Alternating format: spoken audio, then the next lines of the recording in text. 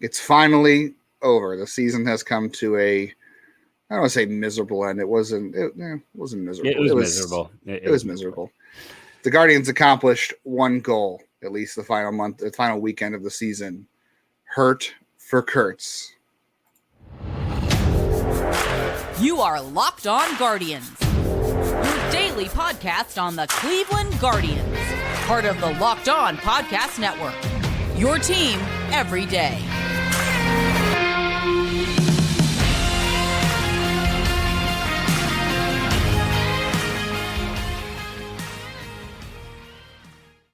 Hello, everyone, and welcome to the show. I just want to say, unless they win the lottery, there's zero chance at hurting for Kurtz. So that we can just probably move on from that. But I do want to take a second. That hurt me. Download the Gametime app, create an account, use the code Locked On for $20 off your purchase. Last minute tickets, lowest prices guaranteed. I have Kurtz going number one overall in my mock. I don't know if I'm going to release it tomorrow. That has typically been the thing I do. If I can get it done, I will. But I'm about 7 picks in, and he's going 1. So I don't see him sticking around till 9 in any universe. Now that I've said that, I'm Jeff. Over there is Justin. We've covered this team all year on this very show, and I've been here since its inception, way back before there was even video. So this is, old-timey. But thank you for joining us. We know that when the season is done, it's going to get a lot more fun. It's almost like we're biding our time for the playoffs to end so we can get into what should be an interesting offseason. And I do want to clarify one point before I throw it to Justin. Our rooting for the team to lose is rooting for the team to be better in the future. Finishing second and winning 3 games has no effect on the team. Losing 3 games and getting a top 10 pick and getting over $1 million more pool money, that's the equivalent of getting a bonus pick. That is huge for this team, especially a team that has a Comp A pick. This team could be one of the teams that really owns this year's draft. Yes, no one's rooting for them to lose. The season was already gone, like Jeff said. If you felt like they needed to win 2 games to make you feel better, then I don't know. Winning those 2 games, winning 3 games this weekend was not going to help the team this year, but losing those 3 games or 2 of them could help this team in 2 years, hopefully. I'm Justin. I've been here officially a year now. Yeah, it's been a year. I tried to look back and see exactly what date it was. I don't remember.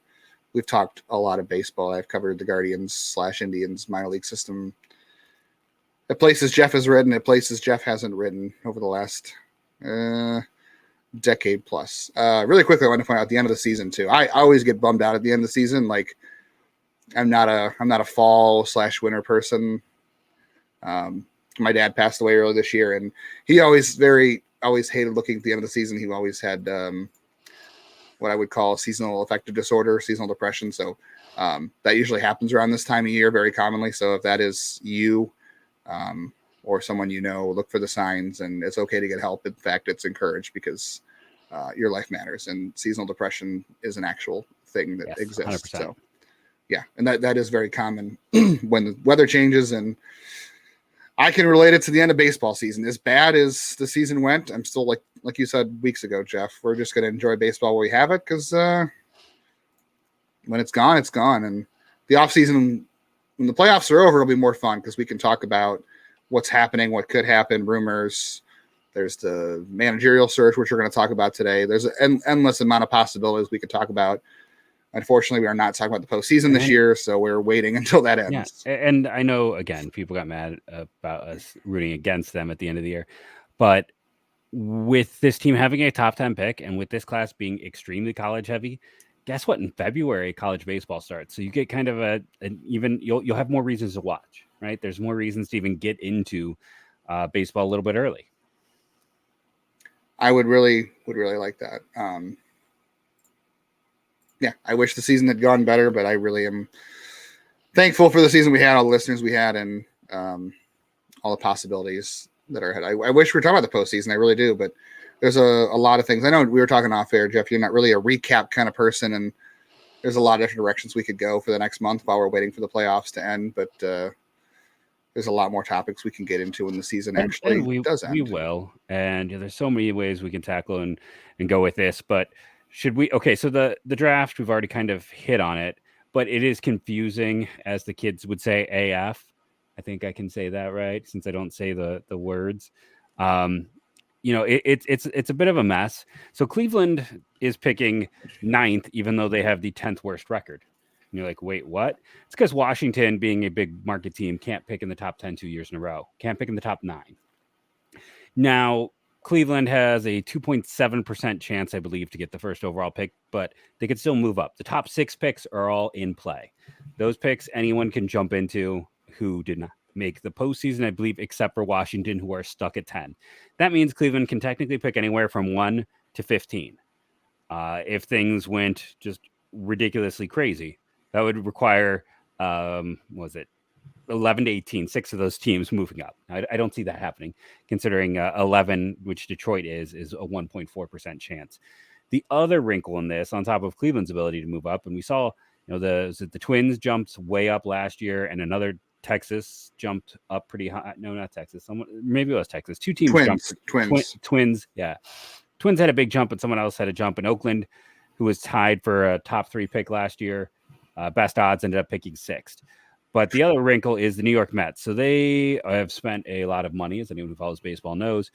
Because of this, they are top 6 protected. The top 6 they can land in because it's their first year having a top 10 pick. Even though they're well over on their spending, they are protected. But if they don't, they could fall all the way down to 17th. They could lose 10 spots. Like their first rounder dropped 10 spots a year ago to the second round because they blew past the luxury system. So if they don't win the lottery, if the Mets aren't top 6, all of a sudden Cleveland moves up to 8th. Not counting anything else that happens with them. So likely 8th or 9th, a chance hinkiness could happen anywhere else other than that. But the Mets and Nationals make this crazy. And again, I want to point out, like, let's say next year they're in a great fight and they just can't get across and they don't make the postseason again next year. Next year, Oakland can't pick in the top 9. Kansas City can't pick in the top 9. The White Sox can't pick in the top 9. The Angels, I would not be able to. The Mets would not be able to. Pittsburgh would not be able to. Yes, all those teams are eliminated already from the 2025 draft, which I know is way in the future, but it's crazy to discuss how weird this is going to get. This is a weird draft this year because of the contingencies. And again, I will point out there's like 3 to 4 really interesting prep players right now. And there's always guys who jump out. Like, the top 3 were roughly the top 3 a year ago. Maybe Chase Dollander for Skeens, but Skeens was still, I think I had him going to the Royals in my first one. Like, he was still a top 10 pick. I'd really have to go and look and see who was the guy who made the jump. Last year kind of stayed kind of chalky. There was not a whole bunch in those like top 5 to 6.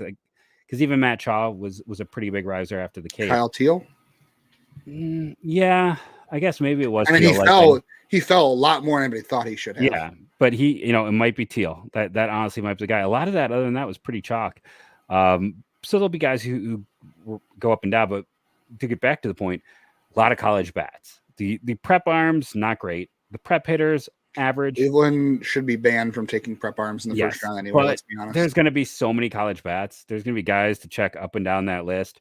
And we will be, there'll be no better place for a Guardians fan, I guarantee, than this podcast when it comes to draft information as we prepare for our first top 10 pick, barring a lottery snafu.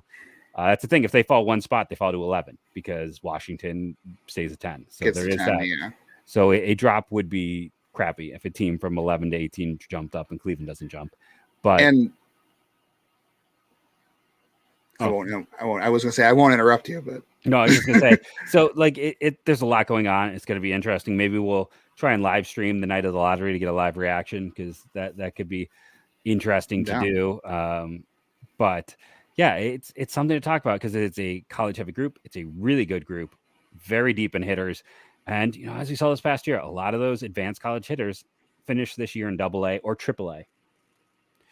That's the thing I was going to say, too, is that you might get some people who say, why do we care about where they pick this year? Because in 2024, because that player may not come up till 2027, 2028. And maybe, and this is a very conservative organization with how they progress prospects through. So there is that. They're not the Angels. But they're not the Angels. But I think you and I both agree right now, and I think other people who know the draft agree too. And I don't know the draft as well as you do and other people, but because I usually learn through you and Willie and smarter people in the draft. But I think a lot of people would agree that there's a good chance this could be another special draft. There's a lot of good hitters, and I think you mentioned on the show a couple times that where they have potential to pick. I mean, they could probably pick as high as maybe 6. Like 6 is maybe a little more realistic. Right now they're 9. I mean, they could be anywhere. That's the thing. It's going to be. I got to sit and see that's why it's lottery. What the value, the likelihood is for each pick.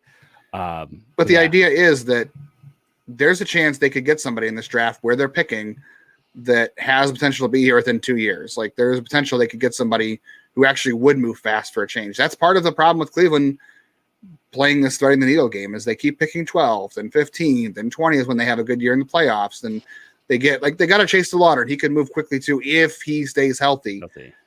But they could get somebody even better if they pick higher based on what we think this draft can do, and not just us, but other people as well. Like, so there's a reason to actually be interested. It's not because the 2028 or 2029 team, the 2026 team could, and that still falls into the timeline of Jose Ramirez. It still falls in the timeline of the big three pitching guys. I feel like there's a thing where I'm having a blank out moment where if it goes right with the aggressiveness, that this could be a player that could help, in not necessarily 24, but 25. Like if they get one of these advanced hitters, I mean, Ian Happ was a 9th overall pick recently. Matt Manning, Shane Langolier, just to give some names. Most successful 9th overall pick in the history of the sport. Kevin Napier, Barry Zito, then Javi Baez, then Jeff Jenkins, and Mark Kotze are your top 5. Maybe that's not the list people want to hear, but that's where it is. Hey, if they could have moved up to 8th, then you get a bit of a different ball game where you get Todd Helton, Francisco Lindor, and Jay Bell are the top 3. But still, I mean, this is a team that has not had a lot of top 10 picks. It's a chance to get someone who can get there quickly, help them. And, Nolan Chanel, you can argue about that. And yeah, the guy has no power at all to be perfect for Cleveland, but he had a 400 on base percentage. He had he has a league average bat who spent less than a month in the minors. That's impressive. He was playing college ball in April. Playing for a terrible. He wasn't even playing. He was playing at like low A equivalency. It's not like he was playing at a top conference. My buddy Taylor Ward asked the question of like, hey, what went wrong on the Cape? Because he's terrible on the Cape. And it turned out he had astigmatism, and someone who has those. Now I can understand how that could cause you to have a hole in your swing, and he got that fixed. I didn't know about that till Taylor asked him, and that information came out. But I just think there's a chance you can get someone who can help you in a year and a half. Let's put it that way. And we should probably take our first break, come back and talk manager news. Let's get someone to help us keep this show afloat. That person, that company is Gametime. Look, I have talked about the Gametime app multiple times on here. It has a lot of value because you're not having to plan months in advance to buy tickets to an event. Like I was looking for Ohio State tickets, and tickets for Ohio State games are all over the map. It depends on the game. So I'm kind of in wishy-washy if I'm going to buy tickets. But if I do buy tickets, I think I'm going to go with the Gametime app because they have good deals up to the day of the game. You get to see the seat from the venue. I've only been to Ohio Stadium one time. So for someone like me who wants to go to a game, I want to be able to see where I'm going to be sitting. And they might have deals up until the day before the game if I make a last-minute call to make the drive one of these Saturdays down to Columbus. And with the Gametime deal, you're always going to get the best price. They're going to credit you 100% of the difference if you find the exact same tickets in the same section and row for less on any other app. So download the Gametime app, create an account, and use Locked On MLB as your code. You're going to get $20 off that first purchase. I'm going to use that code if I go to Gametime because I haven't made a purchase yet. So why not get $20 off for using code Locked On MLB when you create an account and redeem that code for your first purchase? Terms apply. Download the Gametime app today. Last minute tickets, lowest prices guaranteed.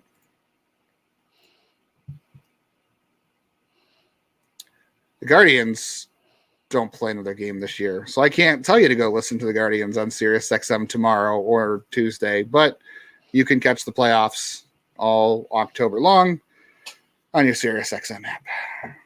I was dreading the day I had to say that. I got to be honest. I mean, do we even have to say it anymore? Is that still one of those things we do?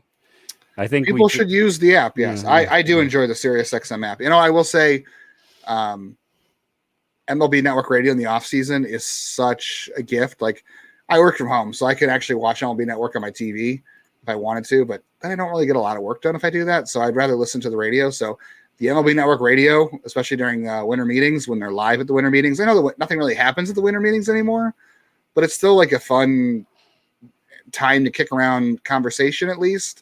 So like MLB Network Radio is there during the winter meetings, and you can listen to that on SiriusXM. So playoffs, that, yeah. Have some fun. Yeah. Do we just want to talk Giants with managerial stuff? Yeah, that's interesting. So we can start at let's start with the biggest news. So Susan Slusser, your good friend Susan Slusser. No, great. Melissa Lockhart. Melissa Lockhart's my Oh, friend. it's I've the never wrong A's reporter. Shoot, Wrong A's wow, a reporter. former A's reporter. All right, well, I don't know Susan Slusser myself, but she is a fantastic reporter. Over the years, I've admired her work. She has. Can I even get the name right on this? Craig Albernaz. Albernaz, yeah, I forgot the name slipped me for a minute. Craig Albernaz, the bullpen coach. Yes, he is the Giants bullpen coach and their catching coordinator. As the first guy who's, well, I don't know about the first, but he's definitely going to be interviewed by the Guardians. She confirmed that the Guardians are going to interview him for their open manager spot. Of course, that is a long time backup, a long time catcher. They love themselves some catchers. Isn't everybody in your life loves you as much as the Guardians love former catchers turned coaching candidates. This was a surprise for me as well. This was a massive surprise because, I mean, I guess like Patrick Bailey made some good growth this year, and the bullpen's been kind of held together with duct tape and super glue and all that stuff. But it's not Gabe Kapler just got canned, and I know someone in our comments asked what about Kapler. When Kapler's own players are coming and saying it's too laid back and that no one was there keeping the leash that needed to be kept, I think Kapler might be done with coaching for a while. I think no one's going to be running. It's bad when players talk badly about you, and you've had 4 years of diminishing returns. So it's interesting they went to the Giants, but what are the Giants? They're an advanced thinking group. They've been really good at getting the most out of hitters, getting Jock Peterson to a new level, turning Lamont Wade into an everyday player. Like I said, turning Patrick Bailey around. So maybe there's something in the coaching water there. But I was surprised by this name. Was not even remotely on my radar. No, he wasn't anybody's. I mean, it looks like he will be on the radar for other people. It sounds like the Giants coaching staff as a whole is going to get some interest. Kai Correa, who is a former Cleveland minor league coach, who is now the infield coach for the Giants. It sounds like he is going to possibly get a managerial interview. Andrew Bailey, who is their pitching coach, I think. Yeah, he is going to former closer. Yeah, so he's going to get some interviews. The whole Giants staff, and I think that makes sense because the Giants obviously didn't make the playoffs this year. And they collapsed was the big thing. They had that. They collapsed. But they've generally done more with less. Like we've talked about their roster a couple times on the show. When they were playing the Giants, and we had the whole show, we were like, how can the Guardians emulate what the Giants do? And it's like you said, Lamont Wade and Patrick Bailey made some growth, which, there's some things that Bo Naylor could work on that if he gets even better, oh my gosh, it could be amazing. They've done a lot with not a whole. I mean, you talked about how the Giants in the past have spent money on free agents, but it's never been their free agents that make them any good. Like it's their ability to spend money that helps them avoid collapses, unlike this year. But like it's their role players that they've always done a good job of. Yeah, Haniger and Conforto weren't exactly leading the charge. But like I know they spent more money on Wilmer Flores than the Guardians could ever afford to because it's Wilmer Flores. But he really was good for them. He might have been their MVP offensively this year. Yeah, and him and who's the other guy? The guy from the Yankees used to be a prospect, Thairo Estrada. Yeah, had a great season for them as well. Like was an all-star, right? I don't remember, but anyway, he had a good season, and they do a lot with a little. So that generally makes you wonder about their coaching staff and development. So yeah, I think Kapler gets a year off. He goes and coaches somewhere or takes the year off. I don't know. Maybe he ends up taking a front office role like Tito did that 1 year between Boston and Cleveland. He's also been fired twice now, and with the negative talk, I just wonder how much that affects someone like him. Yeah, I don't know if he'll be a candidate this year. I don't think he's a candidate for Cleveland at all. My wife would really like him to come to Cleveland. I know she was high. Gabe Kapler was like number one on her list. So I had to break it to her that Cleveland was not hiring Gabe Kapler. No. She was disappointed. Actually, when I told her as of like a couple of days ago, the Giants said that Gabe Kapler was coming back next year. And I was like, sorry, not happening. And then he got let go. And I'm like, okay, well, it's still not happening. So I don't think Gabe Kapler is coming here.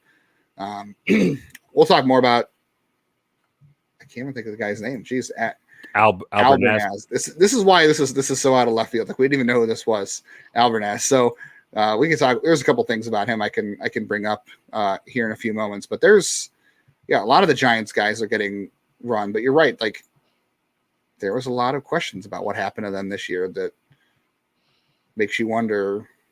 I'm sure Cleveland will ask those questions, and that's kind of the thing I want to get into in here in just a second.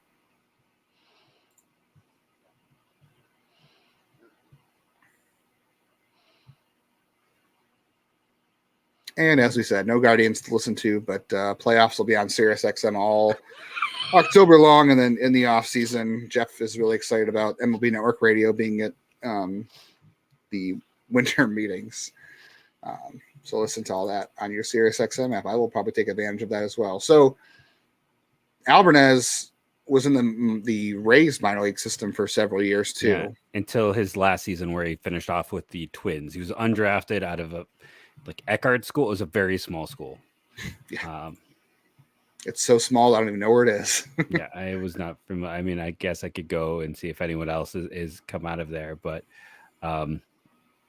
yeah, it's but he was a backup catcher for a lot of years, and that is, I mean, Luke Carlin made it to the big leagues, right? We talked about our own internal kind of version of this, but it was very short for Carlin when he made it. But there's just something about Eckerd College in St. Petersburg, Florida. That's where he was.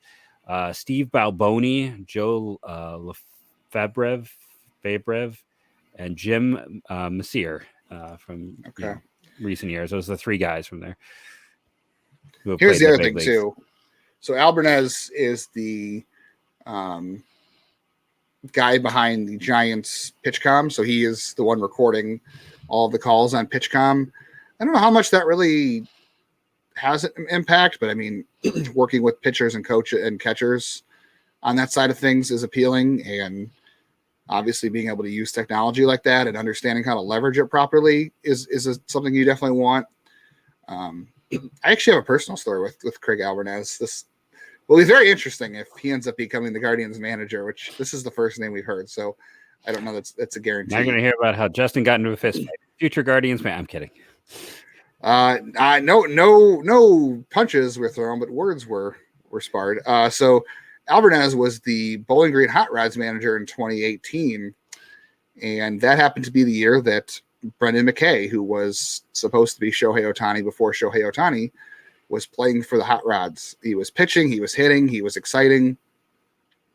Came to Lake County, and there was supposedly some sort of special rule to interview McKay at the time because of his time constraints with having this.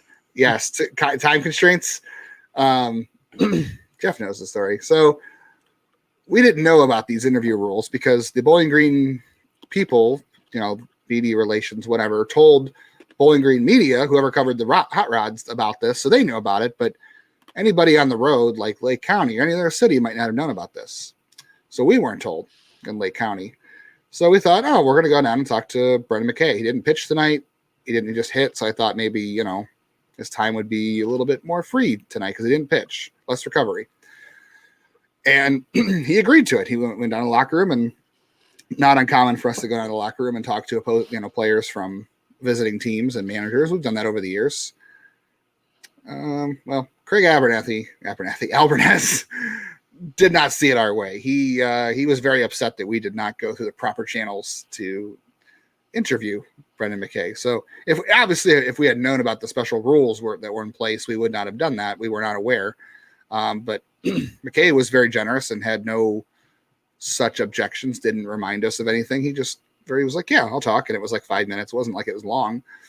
But Craig was very, very upset about it. And he let us know very verbally that he was upset about it. So that's my first run-in with Craig Albernaz. I hope the next one's much better. But I doubt he remembers that. But I sure do. And that'll be interesting for future media. And this is a team that is very careful about vetting the character of certain guys. So, I feel like they probably asked around and got some verification on what kind of guy he is. So maybe I caught him on a bad day, but I've heard other things around the Midwest League that back what I've said. So guess we'll see. Again, people have bad days, and you catch people on the wrong days, and we weren't told the rules, and had we taught that we knew the rules, we wouldn't have done that. Wasn't like we were doing something that isn't out of the norm, but things happen. People also have bad days, and people also get better, right? People can improve. Yes. But I mean, I live under the whole, like, don't be a dick is my life motto. And it's kind of not what that guy was that day. So we'll see. It is an interesting bit of information. I would be, again, just from where he's come from and what he's done. I mean, I like that they're casting a wide net, but this certainly seems to be, I don't know. I'm just going to say it's a beginner candidate. I don't think it's the most likely candidate. Yeah, the first name doesn't always end up being the name. And Ken Rosenthal had said a few weeks ago that Cleveland's going to cast a wide net. So I'd imagine, we talked about Will Venable. Will Venable went to college with Mike Chernoff, so there's an obvious fit there. And a lot of people feel like Will Venable is going to get a job here sooner or later. So I think my whole thing goes back and forth on this. Like, some people think that they're going to go outside the organization, and that makes sense because it may be time for a fresh voice, right? Yeah. But this is also a team who, I think I've said this before, when Derek Falvey went to Minnesota, they promoted from within. When Carter Hawkins went to Chicago, they promoted from within. Like, they continue to lose front office people and promote from within. I don't know if that means they'll do it with manager, but I'm on the fence whether or not maintaining some continuity, like, is it a big risk to bring in, if you bring in somebody who's a manager who has no ties to the organization, so they don't care about Carl Willis working with Tanner Bybee and Gavin Williams and Shane Bieber over the years. They don't care about, I guess there's less stake in Chris Valeka if this didn't work. But, you know what I mean? Some of these players do have a relationship with these coaches. Yeah, but they're players. They're used to moving around. This is it's a young roster, though, that doesn't have a lot of experience with that. But I mean, they've been on AAU teams, they've been on college teams, they went through the minors with a different coach at every level. Yes, they built relationships with someone like Bieber. He's probably going to leave anyways. It's part of the game. I don't think that it's that big of a deal to do a restart. If the manager I think it's going to be external. I think they're ready to get some different thoughts and ideas. I think 100% it's going to be an external candidate, and have been that way all along. Yeah. By the way, Albernaz was the Midwest League Manager of the Year in 2018, just for reference. So, whatever he felt with his players and their interactions with the media, apparently did a very good job with that team. Yeah. Coming from the Rays is not a bad thing either. I mean, there's a lot of things to be learned from working in that organization. Yeah, and then the other thing that just point out is they can't interview Will Venable right now because he's with Texas and they're still in the playoffs. So these are the candidates you can actually interview right now. So a decision will not be made this week. Let's be pretty sure about it. This could drag on into the World Series, for all we know. I don't know if it'll go that long. This is some kind of moratorium, right? You can't, or is that just the NFL?